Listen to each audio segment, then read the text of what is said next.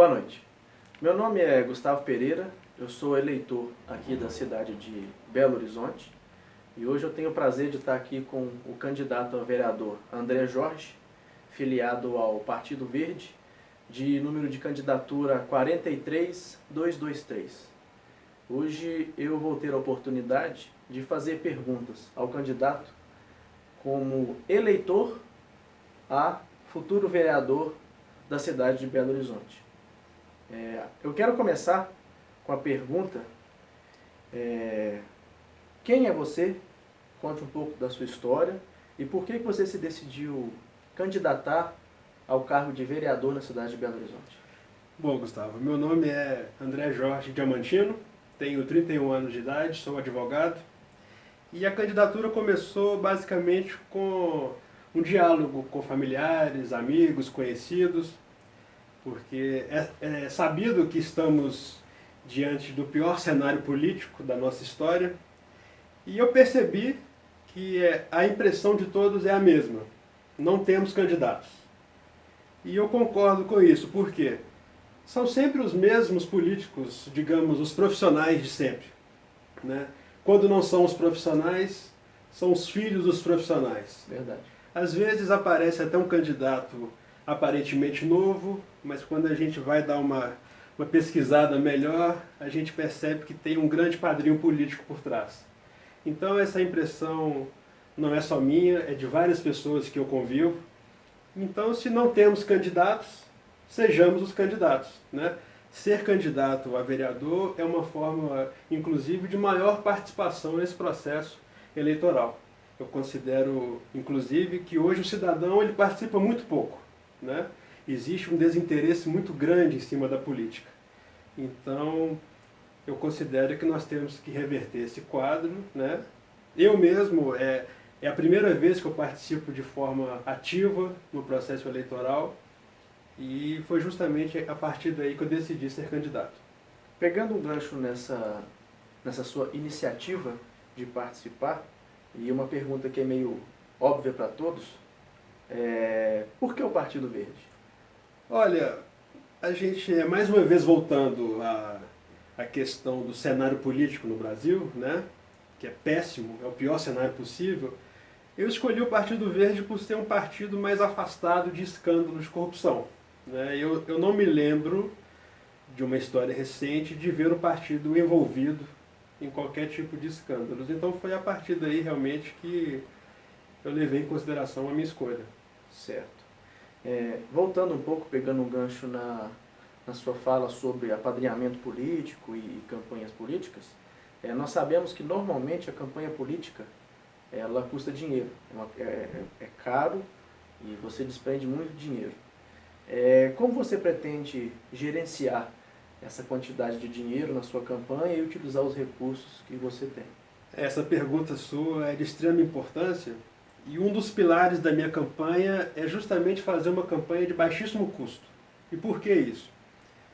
Eu considero que muitas das vezes não são doações, são investimentos. A gente vê, se pegarmos as últimas campanhas políticas, aqui mesmo em Belo Horizonte teve vereador que gastou mais de R$500 mil. Então de onde vem esse dinheiro, né? E será que esse dinheiro às vezes não vira um pedido de favor? Será que esse investimento não tira a autonomia do político, né? Então eu pretendo fazer uma campanha de baixíssimo custo, né? Porque eu acho que se a gente quer ter mudança lá na frente, o caminho até essa mudança precisa ser diferente, né? Nós temos que fazer uma campanha livre de interesses particulares, livre de favores, justamente para preservar a autonomia do político, caso seja eleito, né? Para que possa defender os interesses da sociedade sem qualquer tipo de amarras. E as campanhas realmente são muito caras, mas eu excluí diversas propagandas e artifícios que são usados hoje em dia. Um exemplo, carro de som na rua. Eu não conheço nenhum eleitor que decide seu voto porque escutou um jingle na rua. Mesmo porque em alguns casos chega a ser até irritante. Eu como eleitor considero muito irritante. Um cavalete na rua, que hoje é até proibido, mas eu não acho que o eleitor pode decidir em qual candidato votar por causa de um som na rua, por causa de um cartaz ou coisas do tipo. Então eu excluí isso tudo, né? Volto a afirmar que pretendo fazer uma campanha de baixíssimo custo e eu acho que a minha principal ferramenta vai ser o diálogo. Usar as redes sociais, né? Usar as conversas com amigos, conhecidos, e eu acho que essa é a melhor e maior ferramenta que eu posso usar hoje. Mesmo porque dessa forma você traz para a sua campanha um público totalmente diferente, que não é aquele Exatamente. público só de televisão. Exatamente. E nós temos apenas 2 semanas de campanha e eu percebo que o desinteresse é a palavra-chave dessas eleições. Eu, inclusive, pergunto para as pessoas se elas estão animadas com as eleições e a resposta sempre é que não estou animado, vou anular meu voto, não quero saber de nada. Então, assim, realmente, além da campanha, eu tenho feito um trabalho de conscientização. A pessoa precisa entender que política não pode ser tratado como se fosse um assunto chato, né? É a política que vai decidir o nosso futuro. E só existe esse comodismo hoje em dia dos políticos porque realmente não tem uma participação popular, uma cobrança. E com a campanha eu consigo mostrar para as pessoas, né, o quão importante ela é, o quão importante a política é. E eu estou tendo um resultado até interessante que muitas pessoas que nunca leram uma notícia política estão me ouvindo, sabe? Então eu considero que nós já temos um saldo positivo. Sim, isso é um avanço muito importante. Aproveitando esse gancho da forma de fazer política que você vem apresentando, que eu acho bastante interessante, eu gostaria de discutir um pouco mais sobre quais são as suas propostas, o que você pretende fazer, o que você apresenta para os seus eleitores. E antes de entrarmos no assunto propostas, eu quero até falar sobre o método de campanha que já existe. Não sei se você já viu por aí, mas em época de eleição sempre aparecem os candidatos da ambulância, o candidato da paz, o candidato do esporte, e eu considero isso extremamente antiquado. E vou te responder por quê. Vou dar um exemplo prático, que eu sou morador da região da Pampulha, sou ciclista, e eu sei que na Lagoa da Pampulha nós não temos banheiro público. Exato. Então, se eu tenho esse problema, eu devo ir atrás de quem? Do vereador do banheiro? Do vereador do esporte ou coisa do tipo? Então, eu considero que todos os 41 vereadores da Câmara têm o dever de atender todas as nossas demandas. E eu citei aqui agora uma demanda específica da Pampulha. Exato. Né? Mas eu não sei, por exemplo, quais são as demandas do bairro 1º de Maio. Né? Sei que o Castelo tem uma carência de linhas de ônibus. Então, todas as demandas da cidade são muito específicas. E como que os políticos vão fazer para atender as demandas? É preciso, antes de mais nada, que tenha uma cobrança do cidadão, né, por regiões, e essas demandas precisam chegar até a Câmara, até a Prefeitura. Então, sem participação popular, nós não temos qualquer condição de atender essas demandas.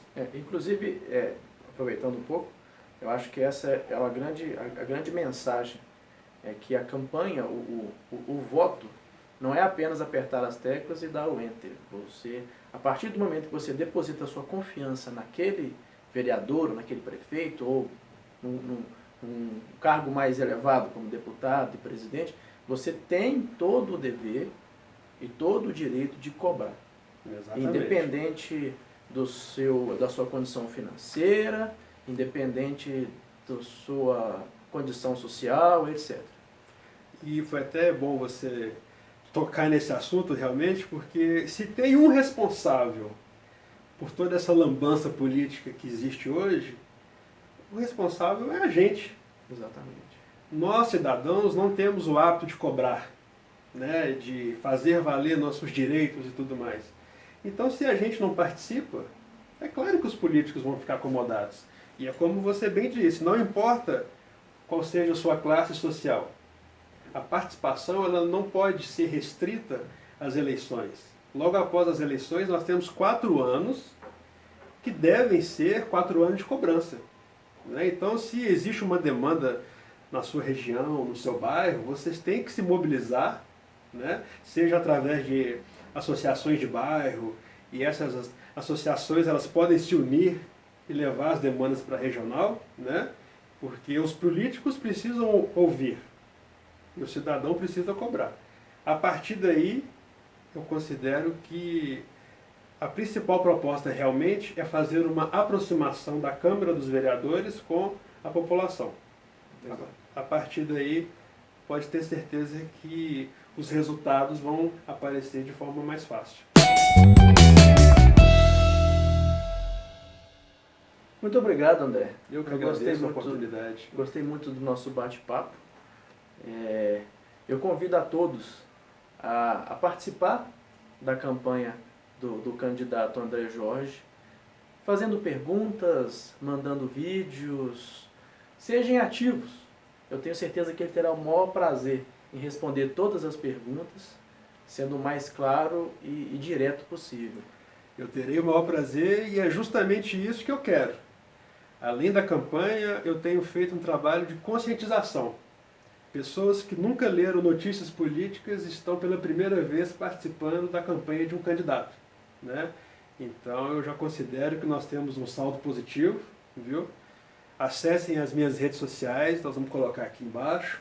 E a participação de todos é de extrema importância. Não adianta nada eu ficar fazendo falsas promessas, genéricas muitas das vezes, porque o que está faltando no nosso país realmente é uma maior participação e também nós temos que lutar por uma aproximação da Câmara Municipal, da Prefeitura, do cidadão comum.